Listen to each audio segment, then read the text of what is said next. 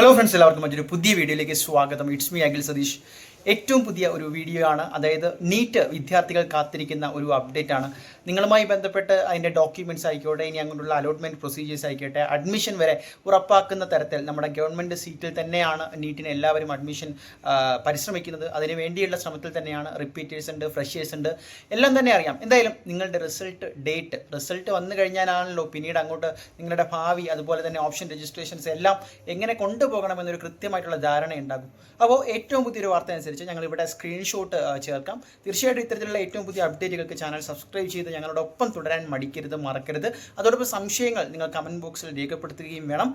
അപ്പോൾ നമ്മുടെ MP മധ്യപ്രദേശിലെ ഹൈക്കോടതിയിൽ തന്നെ ഇത്തരത്തിൽ 75 വിദ്യാർത്ഥികളുടെ ഈ ഒരു ഫലം, അതുമായി ബന്ധപ്പെട്ട കേസുകളും വിവാദങ്ങളും ഒക്കെ നിങ്ങൾ അറിഞ്ഞതാണ്. അപ്പോൾ ഏറ്റവും പുതിയൊരു വാർത്ത, ശിക്ഷ.com എന്ന് പറയുന്ന വെബ്സൈറ്റ് തന്നെ ഗൂഗിളിൽ അപ്ഡേറ്റ് ചെയ്യുന്നത്. അതായത് ഇവർ വളരെ ട്രസ്റ്റബിൾ ആയിട്ടുള്ളൊരു സൈറ്റാണ്. ഇതിനു മുമ്പും പലതരത്തിലുള്ള ഇത്തരത്തിലുള്ള റിസൾട്ട് ഡേറ്റുകൾ എല്ലാം വളരെ കൃത്യമായിട്ട് പ്രവചിച്ചിട്ടുള്ളതാണ്.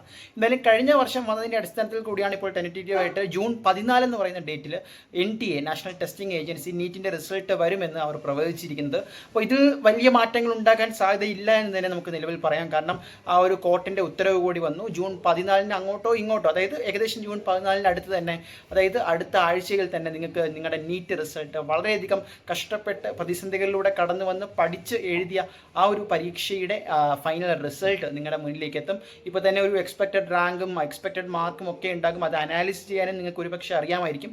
ഇല്ലെങ്കിൽ പോലും ഇനി തുടർന്നുള്ള വീഡിയോകളിൽ ഞങ്ങൾ കൂടുതൽ കണ്ടന്റുകളുമായിട്ട് വരുന്നതാണ്. അപ്പോൾ ഈ ഒരു ഡേറ്റുമായി ബന്ധപ്പെട്ട് ഇതാണ് പങ്കുവയ്ക്കുവാനുള്ളത്, ഇതാണ് ചേർക്കാനുള്ള കാര്യം. മറ്റൊരു വീഡിയോ ആയിട്ട് കാണാം.